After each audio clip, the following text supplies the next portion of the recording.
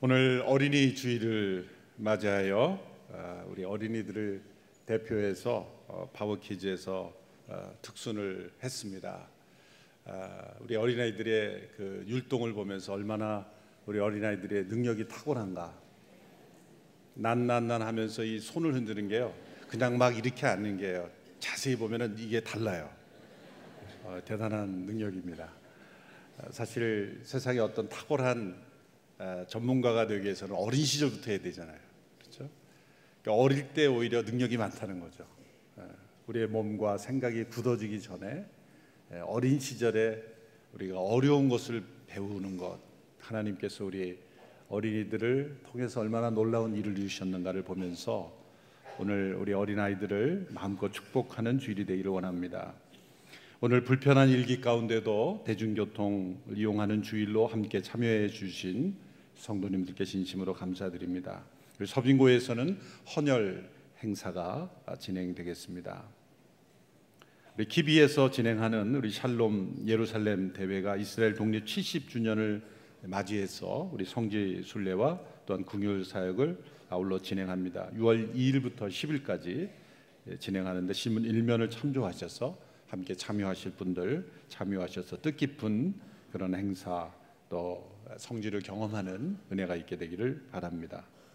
다음 주 비전 헌금은 우리 연약한 이웃들에게 집을 지어주는 헤비타트 사역을 위해서 함께 드려지게 됩니다.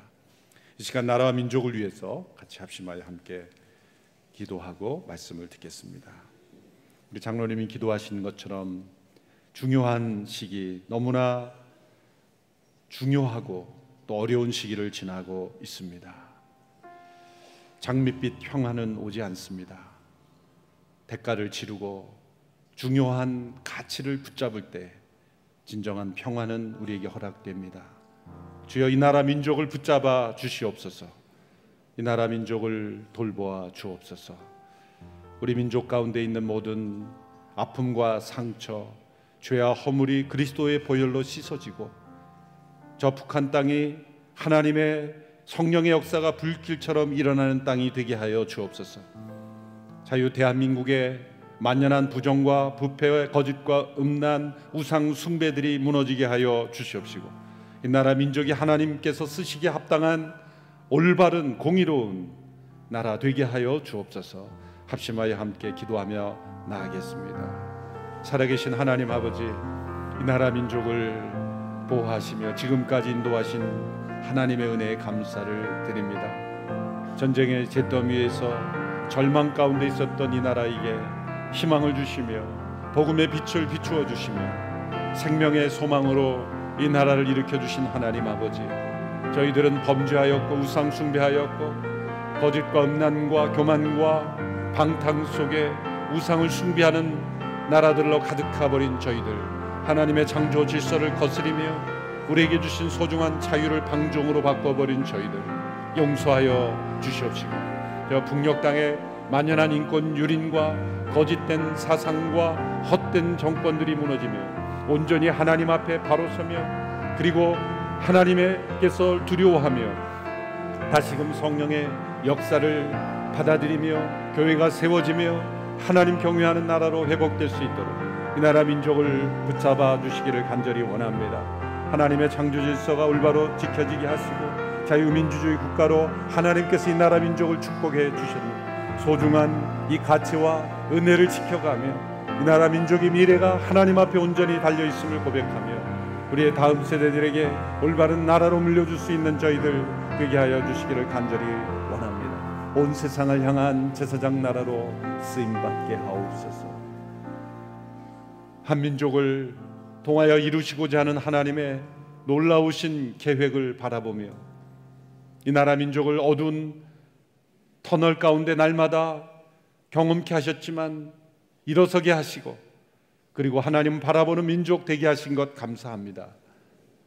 이 나라에 만연한 모든 우상 숭배와 거짓과 부정과 음란과 교만 방탕함이 떠나가게 하여 주시옵시고 한국 교회가 다시금 회개하며 돌이켜 하나님 앞에 합당한 하나님의 백성들 되게 하여 주옵소서. 저 북녘 땅에 가득한 모든 헛된 사상과 이념과 인권이 유린되는 모든 것들이 무너지며 하나님을 두려워하며 교회가 세워지며 하나님 예배하는 백성들로 가득하게 하옵소서. 이 나라 민족의 미래를 하나님 앞에 올려드리며 하나님께서 온 세상을 향한 축복의 통로로 쓰시기에 합당한 거룩한 통로 되게 하여 주옵소서. 예수님의 이름으로 기도합나이다. 아멘.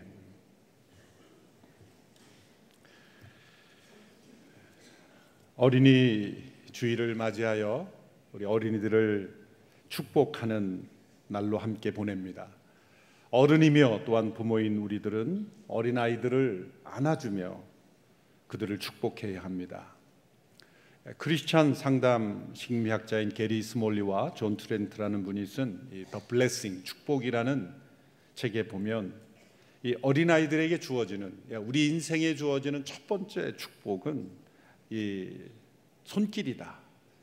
meaningful touch다. 아주 의미 있는 그런 축복의 손길이 한 인생에 있어서 첫 번째 경험하는 축복이라는 것이죠. 갓난아이 때 그를 안아주는 부모의 따뜻한 손길, 그것이 우리 생애에서 경험하는 첫 번째 축복이라는 거죠. 야곱이 눈이 보이지 않을 정도로 연로해지고 몸이 편찮아졌을 때 요셉이 자신의 아이들, 손주들을 데리고 온 것이죠. 야곱이 이렇게 말합니다. 내가 축복해 줄 테니 그들을 내게로 데려오너라.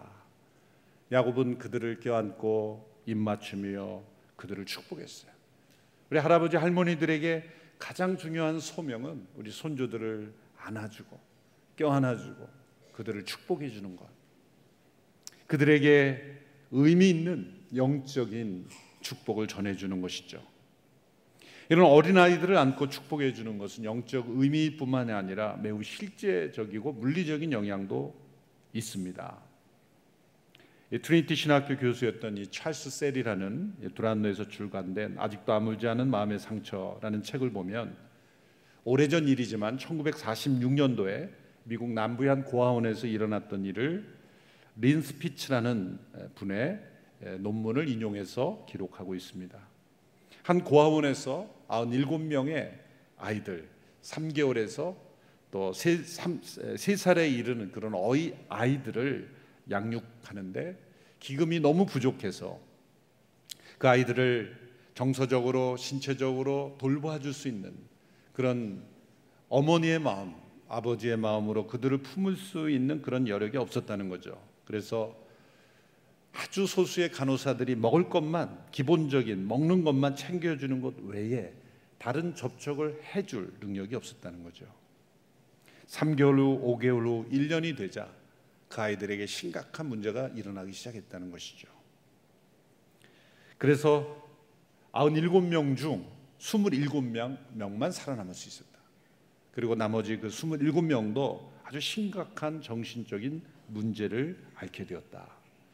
사실 오래전 일이기 때문에 영양 상태, 위생, 전염의 이런 여러 가지 변수들이 있지만 그들에게 단지 먹을 것만 한 영혼들, 어린 영혼들에게 잘 먹을 것만 공급해 주는 것이 그들에게 전부가 아니라는 거예요. 그 갓난아이들을 안아줄 사람이 없다면, 그 의미 있는 터치가 그들에게 없다면 그들의 삶에 심각한 영향이 주어진다는 것을 말하고 있습니다. 오늘 본문에 보면 어떤 사람들이 예수님께 어린아이들 데려와 어루만져 주기를 구했습니다. 제자들은 그들을 꾸짖었습니다. 예수님은 제자들에 대하여 노하시고 그들을 꾸짖으셨습니다. 그리고 어린아이들을 꼭 껴안아 주시고, 오늘 우리말 번역에 보면 꼭 껴안아 주시고 손을 얹고 축복해 주셨어요.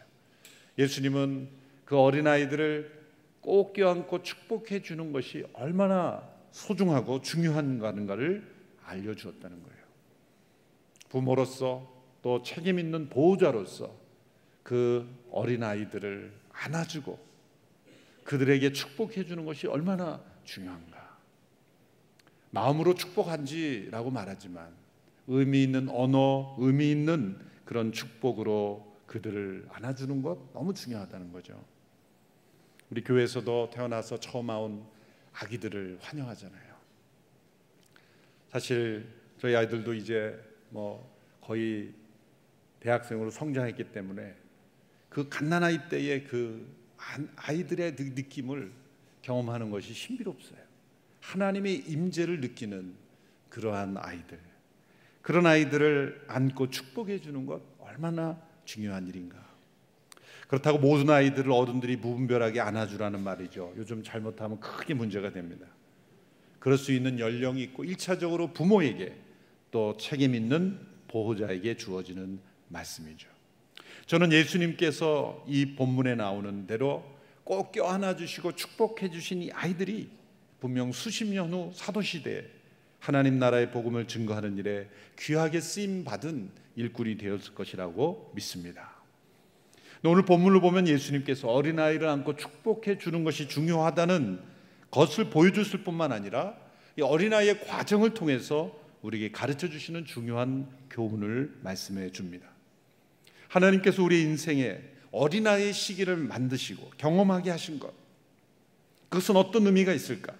우리 모두를 성인으로 존재하지 않게 하시고 어린아이의 과정을 통해 자라게 하신 이유, 하나님의 아들 예수 그리스도께서도 어린아이의 과정을 거치도록 하셨습니다.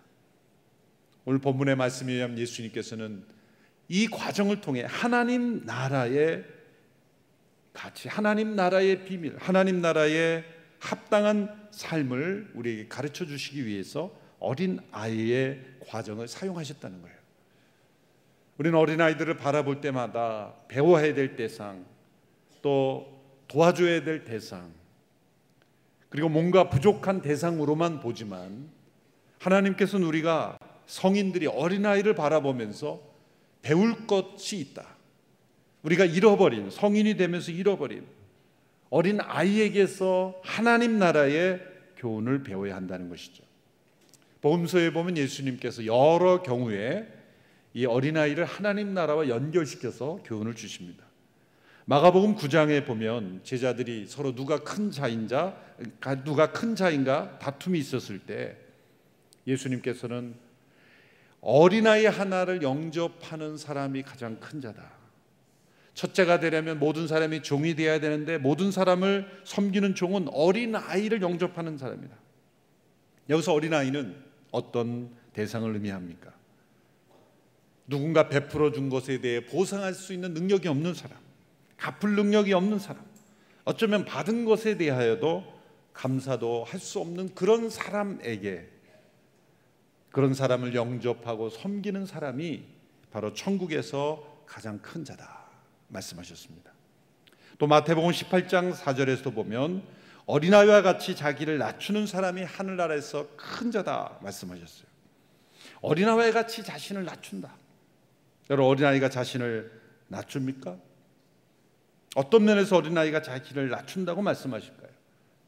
어린아이는 자기가 원하는 것이 충족되지 않으면 소리 지르고 웁니다.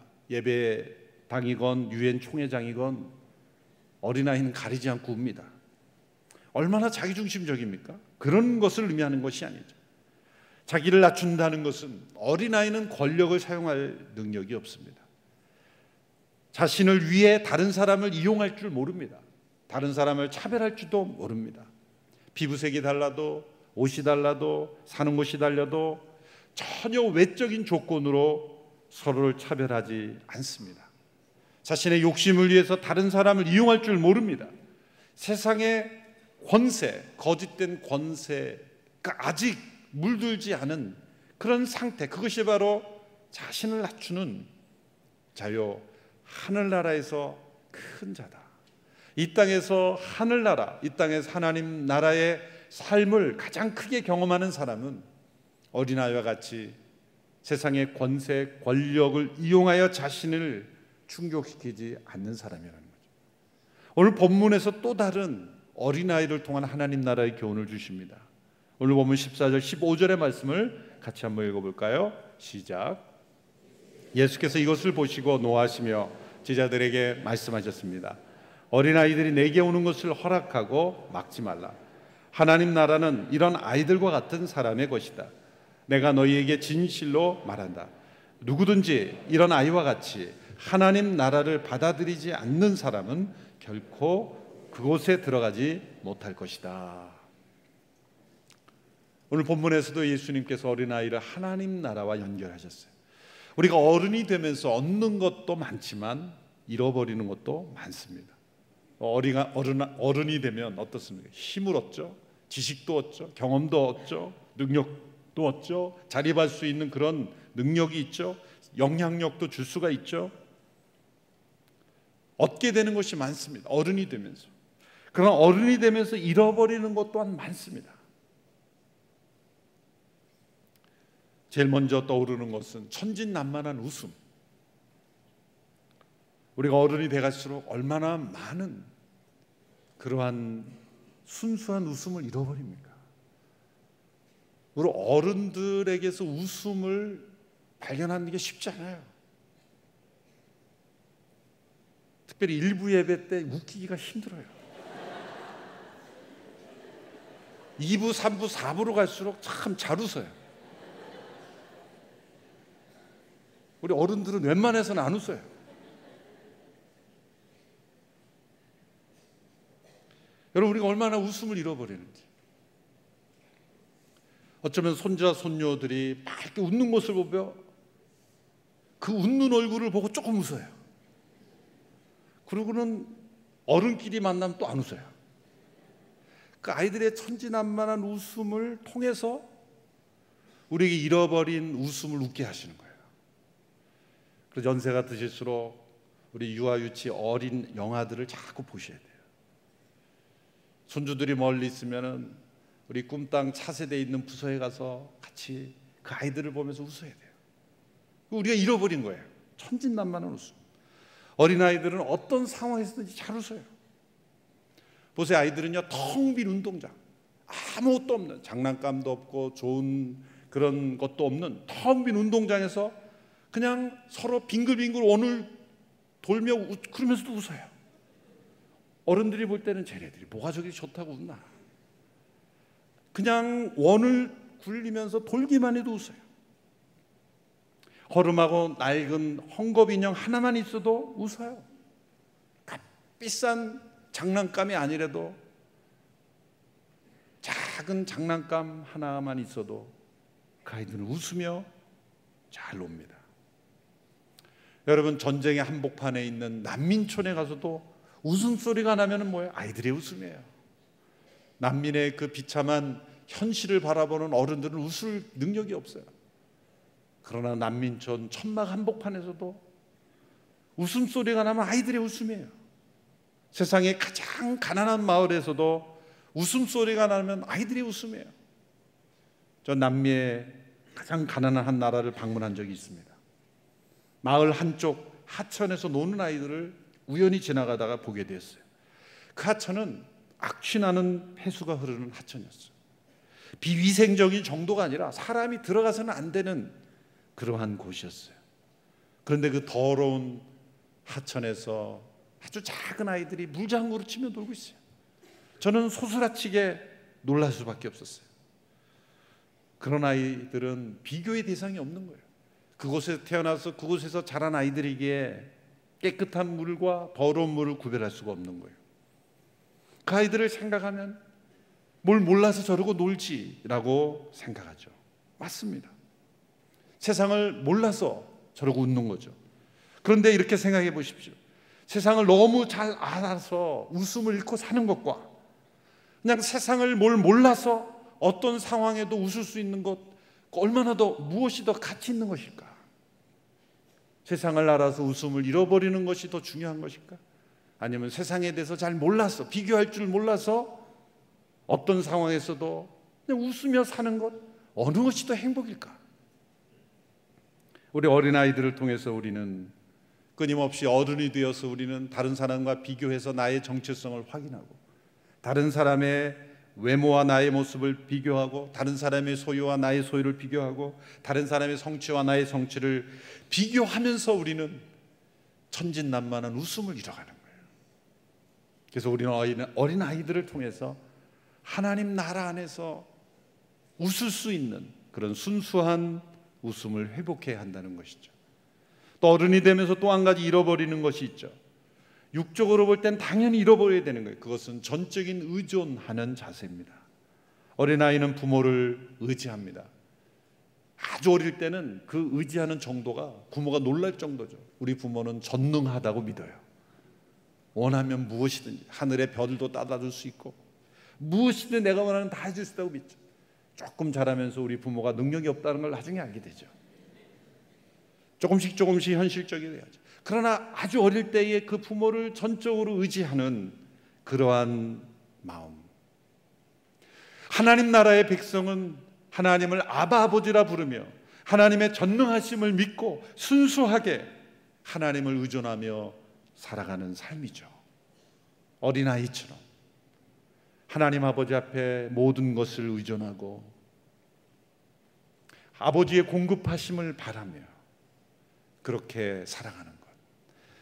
갓난아이를 제가 안을 때 느끼는 것이 있어요. 저를 바라보면서 가끔 저의 이 외모에 놀라서 우는 아이들도 있지만 대부분은 의심 없이 받아들여요. 이 남자가 웬 남자인가?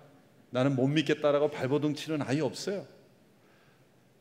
우리 부모가 아이를 안을 때 전적인 의탁이잖아요. 부모의 발이 얼마나 아픈지 전혀 배려하지 않아요. 전적으로 자신을 내어 맡기는 그런 전적인 의탁, 의존, 이것이 어린아이죠. 하나님 나라의 삶 속에 우리가 들어가게 될 때 가장 큰 장애점은 뭡니까? 자기 의존이에요. 내 소유, 내 스스로의 힘과 지혜로 살아갈 수 있다고 생각하는 자기 의존이 바로 하나님 나라를 경험하지 못하는 거예요. 하나님 나라의 백성은 하나님을 절대적으로 의존하는 백성이에요. 하나님 아바 아버지라 부르며 나를 의존하며 사는 삶이 아니라 하나님을 의존하며 살아가는 인생, 이것이 하나님 나라의 백성이라는 거예요. 어린아이와 같이 되지 않으면 하나님 나라를 경험할 수 없다. 또한 세 번째, 어른이 되면서 잃어버리는 것, 그것은 의심 없이 잘 받아들이는 태도. 그것을 잃어버리죠. 어린아이들은 얼마나 잘 받아들입니까? 누군가 무엇을 주면 의심 없이 받아들입니다. 내게 필요한지 않지 생각하고 일단 받습니다.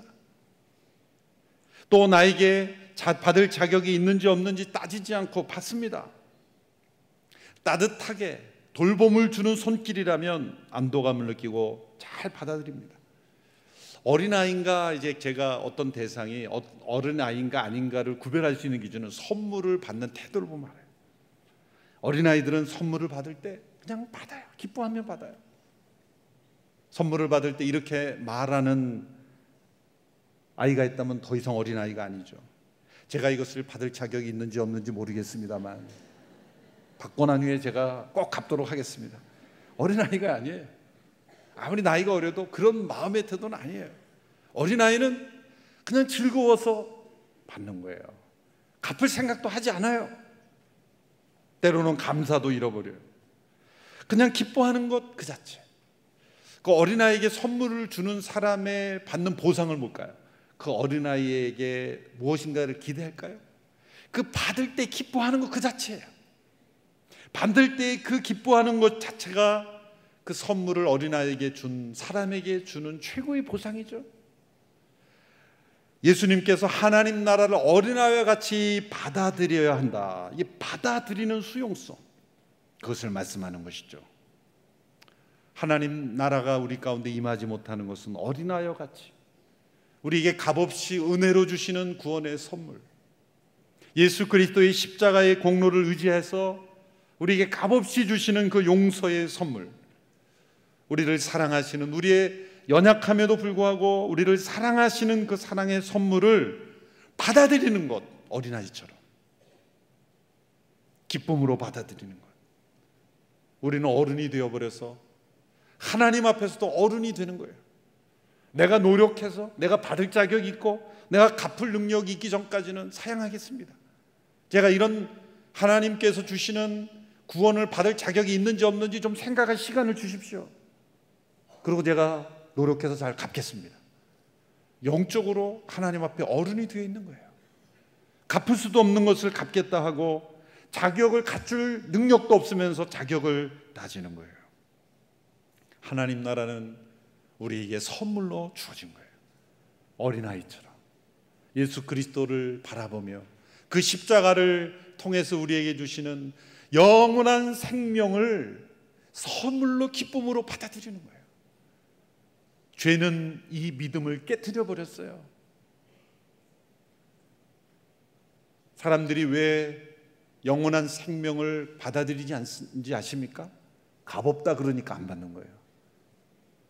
세상에 우리는 살아가면서 어릴 때는 값없이 주는 것도 잘 받아 먹었으면서도 성인이 되면서 세상엔 공짜는 없어. 세상엔 다 주고받는 거야. 세상은 자격이 있어야 돼. 세상은 다 갚아야 돼.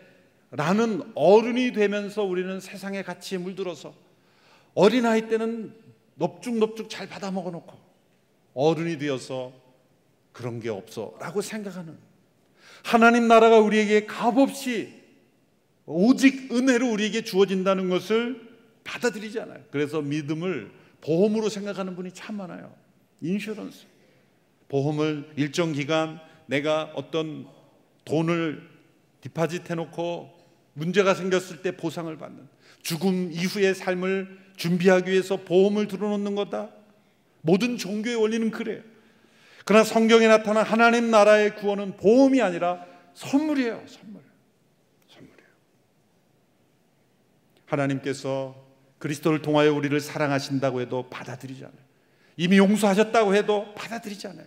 내가 무엇인가를 해야, 자격이 있어야, 갚을 능력이 있어야 받을 수 있다고 끊임없이 어른스러운 생각으로 하나님 앞에 대하는 거예요. 우리가 나이가 어디에 이르렀든지 우리 모두는 하나님 앞에 어린 아이의 그 받아들이는 믿음으로 나아가야 우리는 하나님 나라에 들어갈 수 있다는 거예요. 우리 모두는 어린아이가 되어야 합니다. 진짜 어린아이들은요, 선물만 잘 받는 게 아니에요. 말도 잘 들어요. 이제 얘가 어린아이가 아닌가를 알 수 있는 것은 말을 거부하기 시작할 때부터, 그때부터 어린아이가 아닌 것이죠.